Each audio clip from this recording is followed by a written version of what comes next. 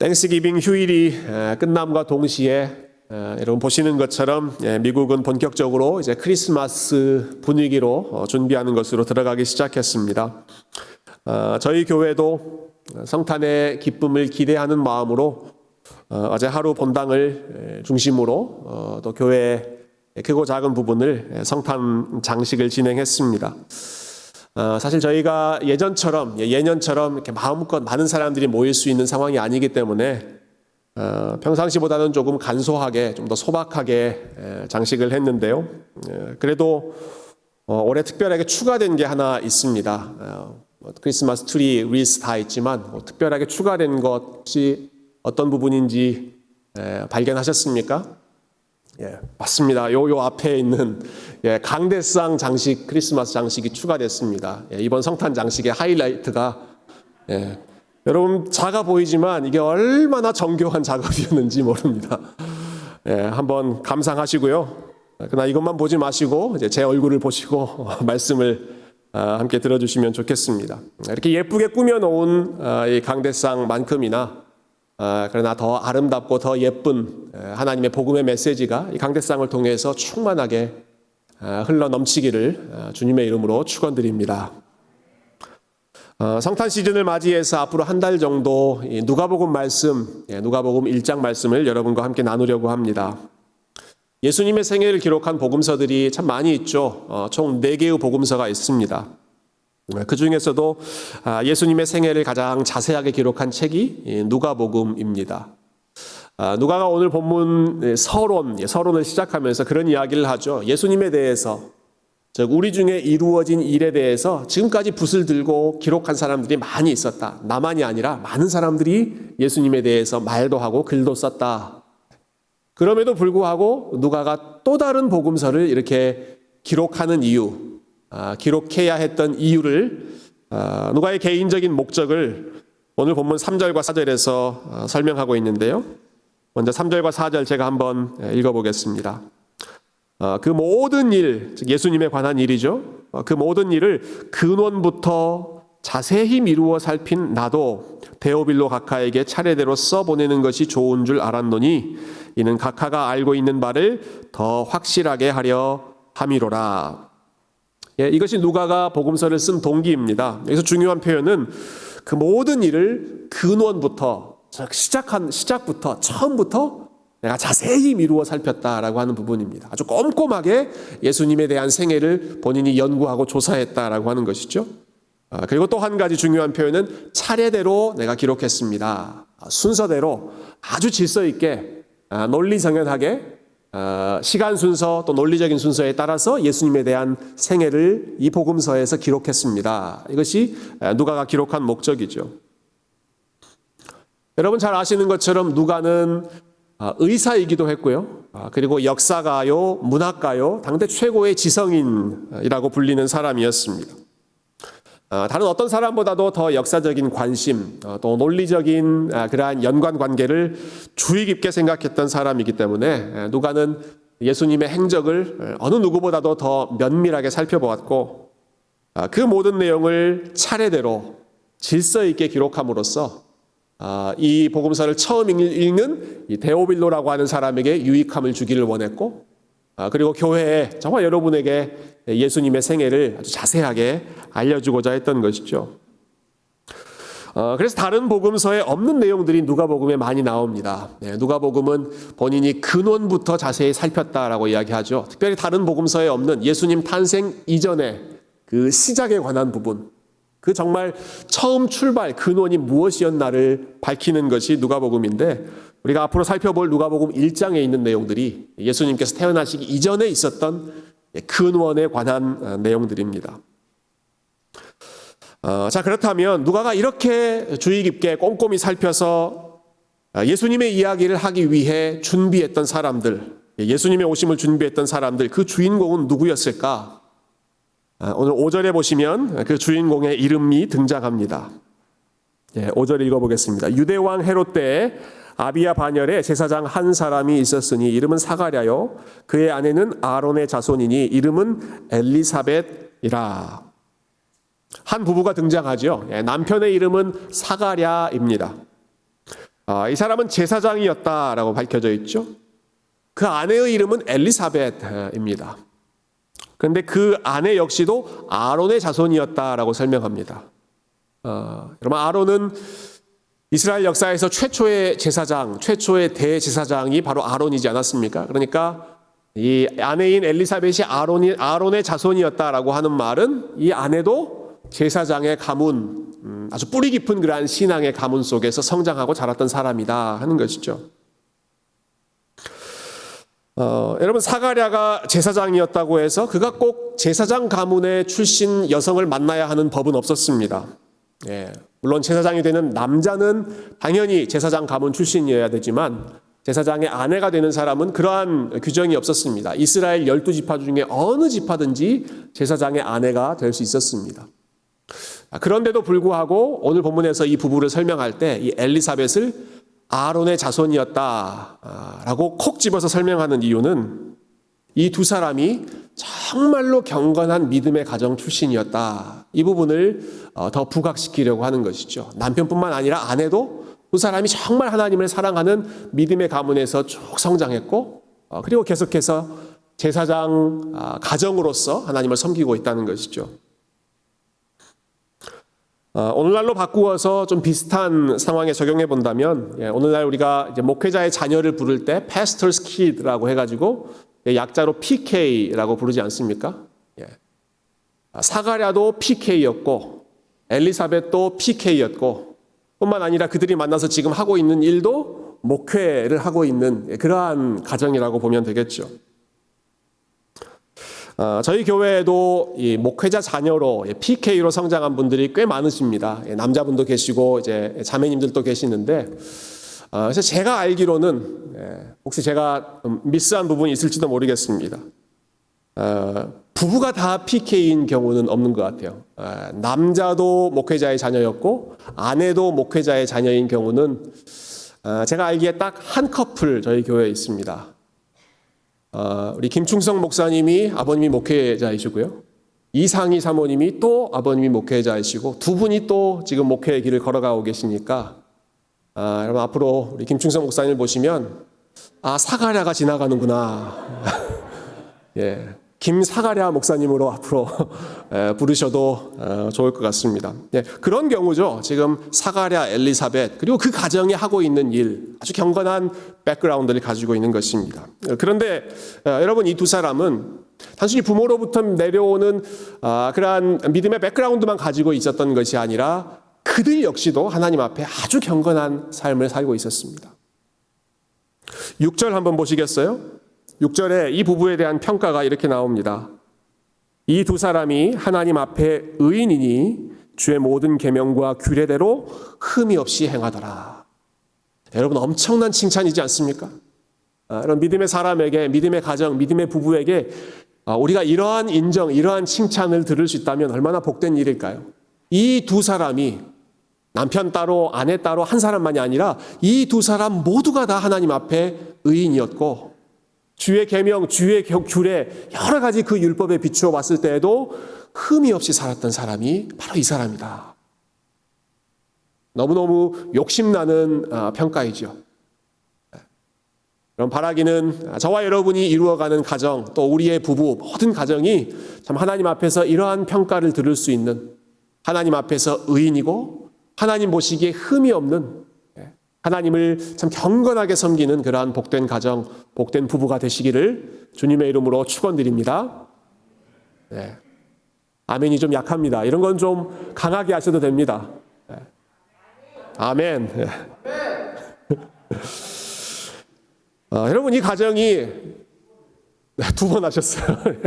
이 가정이 얼마나 하나님과 개인적으로 가까웠는지 이러한 6절에 나오는 평가뿐만 아니라 오늘 본문에 나오는 사가랴가 하는 모습을 통해서 하는 활동을 통해서도 우리가 알 수 있습니다. 여러분 9절을 한번 보시면 8절과 9절을 제가 한번 읽어보겠습니다. 사가랴가 하는 일입니다. 마침 사가랴가 그 반열의 차례대로 하나님 앞에서 제사장의 직무를 행할새 제사장의 전례를 따라 제비를 뽑아 주의 성전에 들어가 분향하고 이 사가랴는 주의 성전에 들어가서 지금 분향하는 일을 하고 있죠. 성전은 하나님의 백성들이 하나님을 만나고 하나님을 예배하고 또 하나님을 높이는, 하나님께 기도하는 장소입니다. 그러나 당시에 또 구약과 이 신약 이 시기에 각 사람이 하나님을 만날 수 있는 정도는 다 달랐습니다. 이방인은 이방인들만 머물 수 있는 그 정도 수준이 있었고, 유대인들은 유대인들만 나아갈 수 있는 더 가까운 거리가 있었고, 성전의 가장 거룩한 곳이라고 하는 성소, holy place, 그 안은 오직 제사장들만 들어갈 수 있었습니다.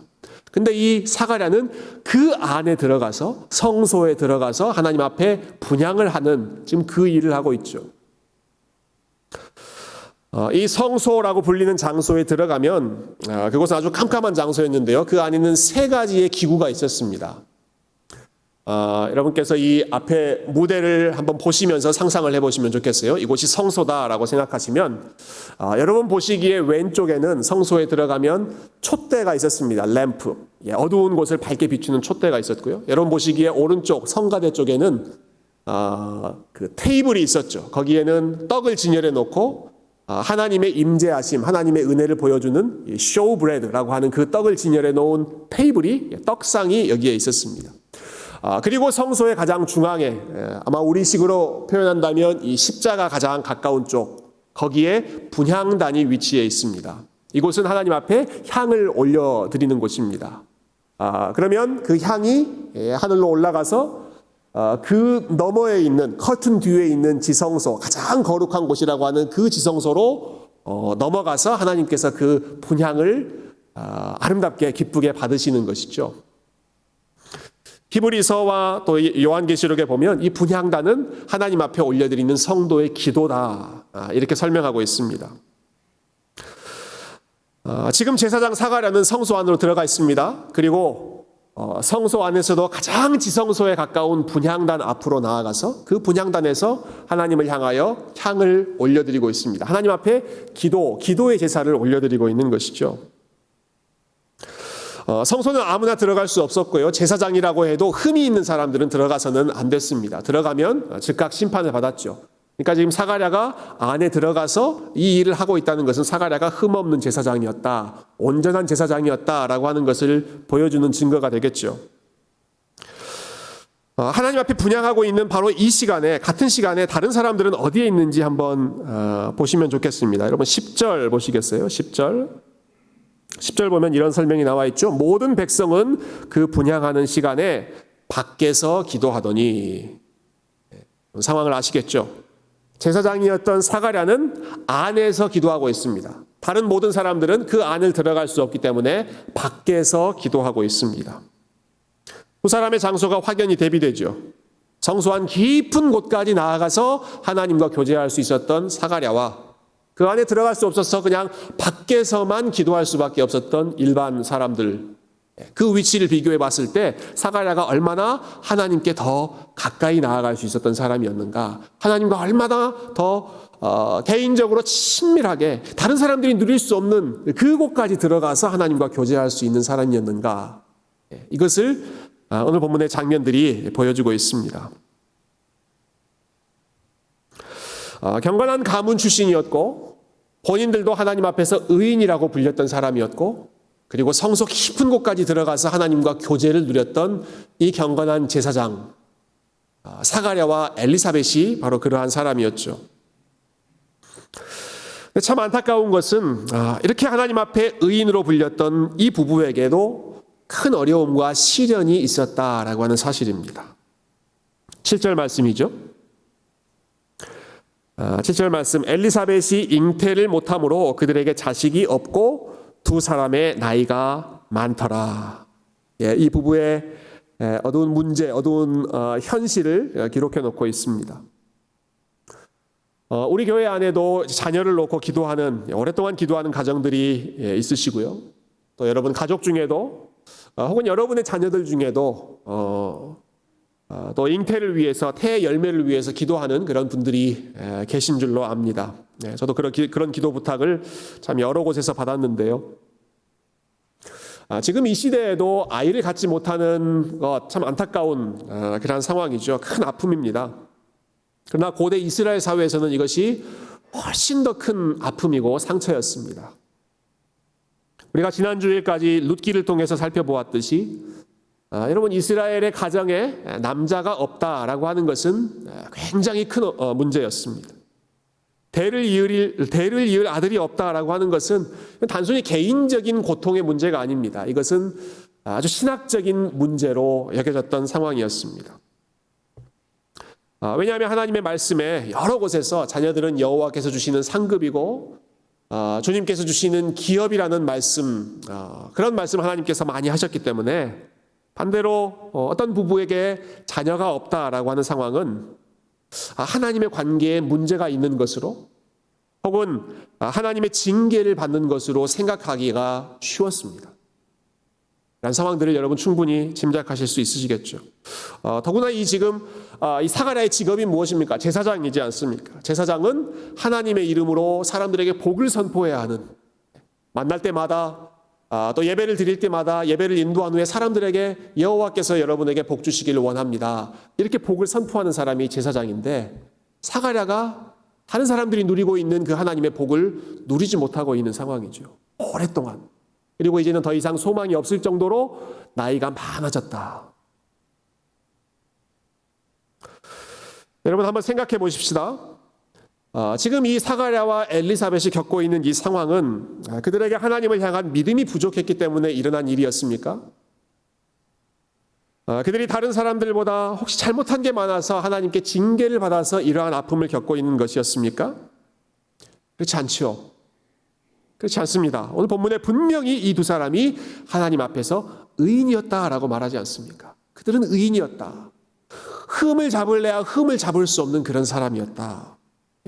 이스라엘의 어떤 사람보다도 하나님의 임재 가운데 깊이 들어가서 하나님과 교제하고 하나님께 기도를 드리는 사람이었다. 누구보다도 탁월한 믿음의 사람들이었습니다. 그런데 다른 사람들이 다 누리는 것처럼 보이는 일상적인 행복을 이 가정은 누리지를 못하고 있는 것입니다.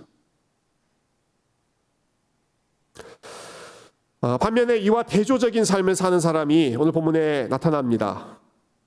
전혀 하나님과 상관없이 살아가는 것 같은데 오히려 더 잘 살아가는 것처럼 보이는 사람.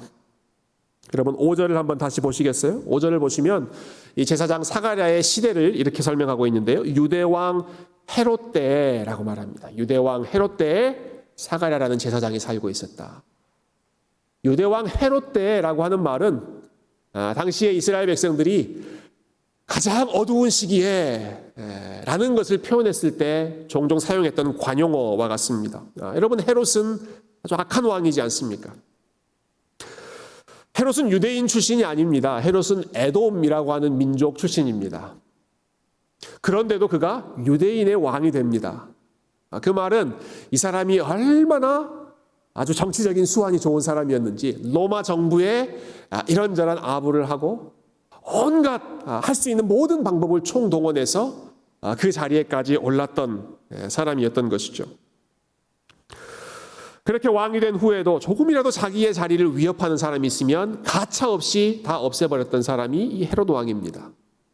여러분 잘 아시는 사건이죠. 예수님께서 베들레헴에서 태어나셨을 때 유대인의 왕이 태어났다라고 하는 소문이 들리니까 나 말고 누가 왕이 될 수 있느냐, 베들레헴에서 태어난 2살 이하의 모든 남자아이는 다 없애버려라, 이 명령을 내렸던 사람이 바로 여기 본문에 나오는 헤롯 왕입니다. 얼마나 악하고 잔인하고 폭력적인 왕입니까? 근데 생각해 보십시오. 이렇게 헤롯처럼 악랄한 사람은 왕이 되어 살고 있습니다. 아주 번듯한 궁전에서 사람들을 참 자기 발 밑에 거느리면서 마음껏 자기 하고 싶은 대로 살고 있습니다. 반면에 사가랴와 엘리사벳은요, 하나님 앞에 경건하게 살려고 애쓰고 의롭게 살려고 애쓰고 믿음으로 살려고 최선을 다해서 애쓰고 있는 이 부부는 남들이 누리고 있는 지극히 평범한 행복도 누리지 못하고 있는 상황입니다. 여러분 누가가 왜 지금 이 예수님의 이야기를 시작하면서 이렇게 어두운 현실, 사가랴와 엘리사벳 가정에 있는 이렇게 어려운 시련의 문제를 다루고 있을까요? 왜 이 문제로부터 시작해서 예수님의 이야기를 전개하려고 하고 있을까요? 그것은 예수님께서 오셔야 했던 세상이 이처럼 망가지고 이처럼 무너지고 이처럼 아픔이 많은 세상이었다라고 하는 것을 부각시키기 위해서입니다. 하나님을 두려워하지도 않고 폭력을 행사하는 헤롯 같은 사람은 유대인의 왕으로 다스리고 있고, 그러나 하나님을 경외하고 하나님 앞에서 믿음으로 살려고 애를 쓰고 있는 사가랴와 엘리사벳 같은 사람은 큰 아픔을 가지고 살고 있었던 것이 예수님 오시기 직전에 유대인의 사회였고, 그리고 예수님은 바로 이렇게 고통받는 세상에서 하나님 앞에서 순전하게 살면서도 세상에서 여러 가지 어려움을 겪고 있는 그 백성들을 위로하기 위해서, 그 백성들에게 소망을 주시기 위해서, 그 백성들의 삶을 붙잡아 주시기 위해서 위로자로, 구원자로 이 땅 가운데 오셨다. 누가는 바로 이 사실을 무엇보다 먼저 알려주고 싶은 것입니다. 얼마나 망가져 있는 고통받는 세상 가운데 주님께서 오셨는지.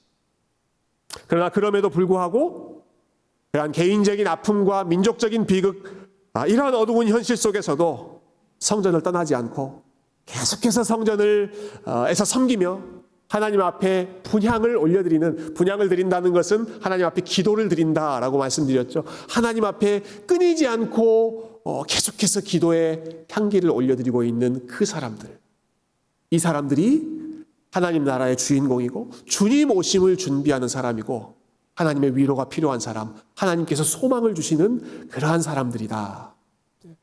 바로 이 사실을 누가복음 시작 부분에서 말씀하고 있는 것이죠. 저는 오늘 본문을 묵상하면서 특별히 누가가 기도하는 사람들에 대해서 포커스를 많이 맞추고 있다 하는 부분에 좀 주목이 되었습니다. 자, 제사장으로서 사가랴가 했던 일, 많은 활동들이 있었지만 누가는 다른 것 언급하지 않고 그가 분향하는 일을 하고 있었다. 하나님 앞에 기도의 제사를 올려드렸다라는 것이죠. 역시 같은 시간에 비록 장소는 바깥에 다른 장소에 있었다고 할지라도 모든 백성들 역시 뭐 하고 있었습니까? 그들이 기도하고 있었다.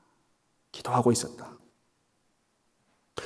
그리고 이렇게 기도하고 있을 때 하나님께서 그 기도하는 백성들에게 나타나시고 그들에게 소망의 복음을 선포해 주십니다. 응답하시는 것이죠. 우리 11절부터 13절 말씀을 한번 같이 읽어보면 좋겠습니다. 11절부터 13절 우리 한 목소리로 같이 읽어볼까요? 시작.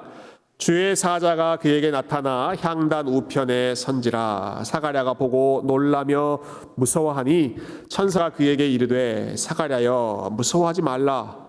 너의 간구함이 들린지라. 내 아내 엘리사벳이 내게 아들을 낳아주리니 그 이름을 요한이라 하라. 여러분, 하나님께 분향하고 있던 사가랴, 하나님께 기도의 제사를 드리고 있던 그 사가랴에게 천사가 나타났습니다. 그리고 천사가 들려주는 하나님의 음성이 무엇입니까? 사가랴여 안심하라. 사가랴여 두려워하지 말아라. 너의 간구가 들린지라.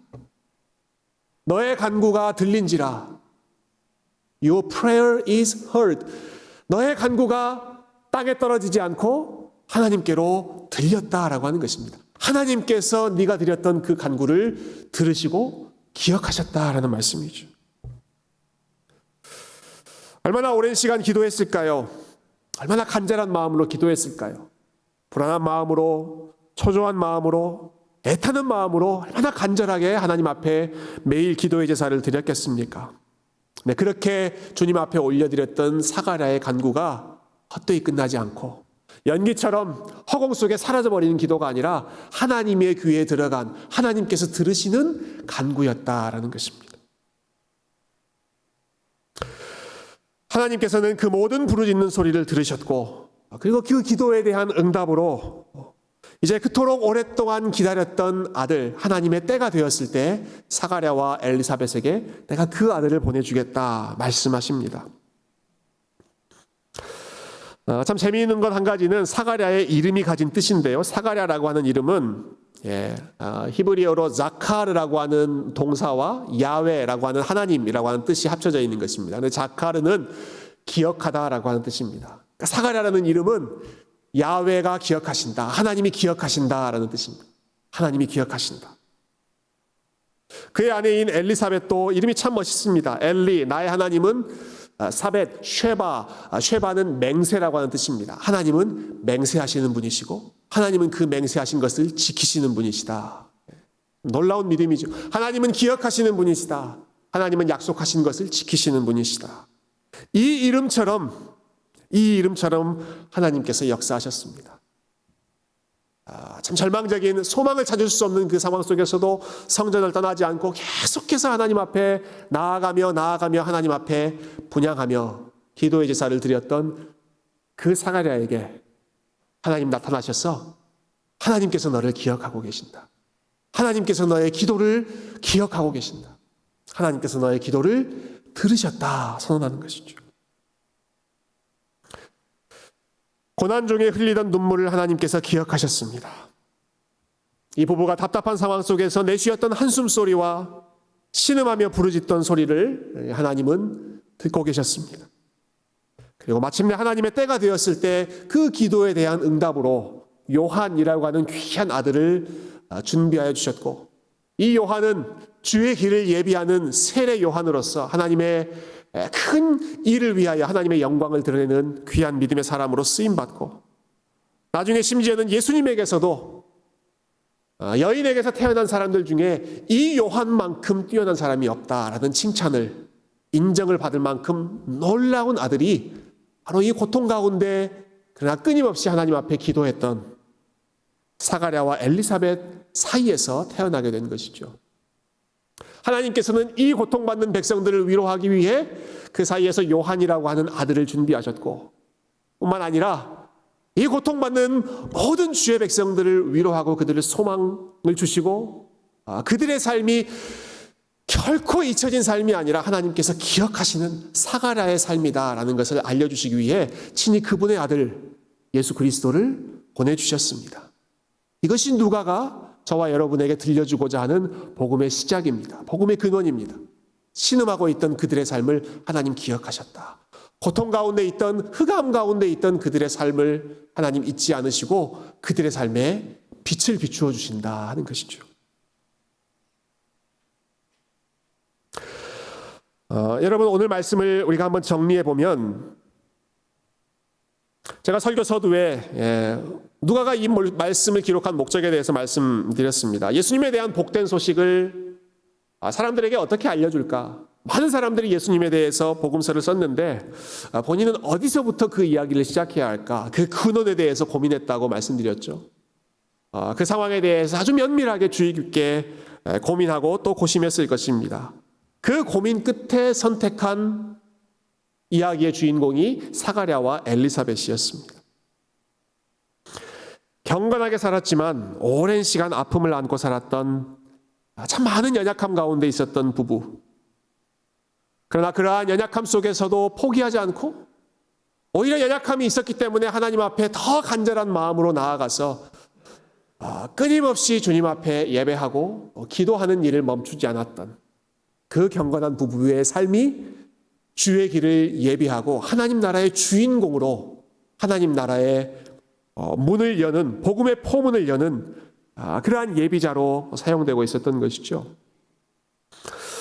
저는 이 사가랴와 엘리사벳, 이 사람들의 이야기를 다른 사람이 아닌 바로 누가가 하고 있었다라고 하는 사실을 여러분들과 함께 잠깐 나누고 싶습니다.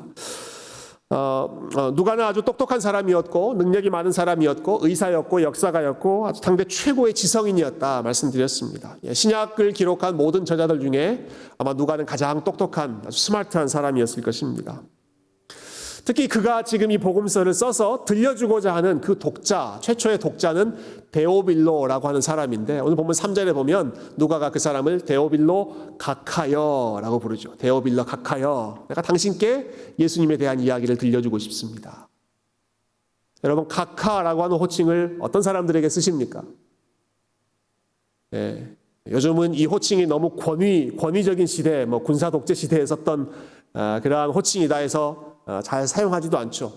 최고 통치자, 예전에는 대통령에게 각하라고 하는 호칭을 썼습니다. 데오빌로의 위치가 어떤 위치였는지는 모르지만 누가가 이러한 각하라고 하는 호칭을 사용하고 있다는 것은 그가 그 당시에 로마 정부에서 아주 높은 영향력 있는 고위 관리였다라고 하는 것을 보여줍니다. 영어에는 most excellent라는 표현, 우리가 여왕, 왕에게 인사를 할 때도 영어로 Your Excellency, Your Majesty 뭐 이렇게 표현하지 않습니까? 아주 높은 위치에 있었던 사람이 이 데오빌로라고 하는 사람이었다는 것이죠. 그런데 중요한 부분은 이것입니다. 여러분, 최고의 지성인이라고 할 수 있는 누가가 당대의 최고의 실력자라고 할 수 있는 데오빌로에게 전하는 복음의 첫 메시지가 무엇입니까? 그것은 사가랴와 엘리사벳, 이런 사람들이 하나님 나라의 주인공입니다 라고 하는 메시지입니다. 데오빌로 당신이나 누가 나 같은 좋은 조건을 가지고 있거나 사람들이 아주 떠받들여주는 그러한 위치에 있는 사람들이 하나님 나라의 주인공이 아니라 사가랴와 엘리사벳 같은 사람, 경건하게 살아가려고 애쓰는 사람, 여러 가지 개인적인 아픔과 민족적인 아픔 가운데 신음하면서도 그러나 포기하지 않고 계속해서 성전을 향해 나아가고 하나님 앞에 분향하는 일을 멈추지 않고 계속해서 주님 앞에 기도하며 하나님을 의지하는 그러한 사람, 바로 이 사람들이 주의 길을 준비하는 사람이고, 바로 이 사람들이 하나님 나라의 주인공이고, 바로 이러한 사람들을 하나님은 잊지 않고 기억하시고 그들을 위로하기 위해, 그들을 격려하기 위해 소망 가운데 그 아들 예수 그리스도를 우리 가운데 보내주셨습니다. 이러한 연약한 사람들, 그러나 연약하기 때문에 오히려 하나님의 은혜를 의지하지 않고서는 버틸 수 없었던 그러한 사람들이 하나님 나라의 주인공이고 하나님 나라의 영웅이고 주님의 길을 예비하는 사람들인 줄로 믿습니다. 여러분, 혹시 사가랴와 엘리사벳과 같은 그런 마음으로 이 자리에 오셨습니까? 오랜 기다림 속에도 해결되지 않는 문제가 있어서 답답한 마음 때문에 그런 마음으로 오신 분들이 계십니까? 믿음으로 산다고 하면서도 여전히 풀리지 않는 일들, 어려운 일들이 참 많이 있어서 낙심되는 마음으로 오셨습니까? 사가랴와 엘리사벳은 특히 자녀의 문제 때문에 하나님 앞에 신음했죠. 혹시 여러분 중에 자녀가 없는 것 때문에 하나님 앞에 마음 상하고, 반대로 자녀가 있지만 또 그 자녀 때문에 속상하고 소가리를 하시는 그러한 부모의 심정을 가진 분들이 계십니까? 그 외에 건강의 문제 때문에, 비즈니스의 문제 때문에, 또 진로가 열리지 않는 그러한 답답한 마음 때문에 하나님 앞에 계속해서 부르짖고 또 매달리는 그러한 사가랴와 엘리사벳 같은 성도님들이 계시다면, 여러분, 하나님께서 여러분의 기도를 듣고 계시고 하나님께서 여러분의 삶을 기억하고 계시고, 그리고 여러분이 연약함 속에서도 믿음을 잃지 않고 주님 앞에 나아가서 주님의 이름을 부르짖는 그 삶이 하나님께서 가장 귀하게 보시는 하나님 나라의 복된 믿음의 삶이라고 하는 사실을 여러분 이 아침에 다시 한번 기억하시고, 이번 한 주도 주님 앞에 여러분의 목소리를 올려드리시고 하나님께 기도의 제사를 드리시고 우리의 상황을 기억하시고 가장 선한 길, 가장 의로운 길로 반드시 인도해 주시는 그 하나님의 손을 붙잡고 믿음으로 걸어가실 수 있는 복된 사가랴와 엘리사벳, 모든 믿음의 백성들이 다 되시기를 주님의 이름으로 축원드립니다. 함께 기도하겠습니다.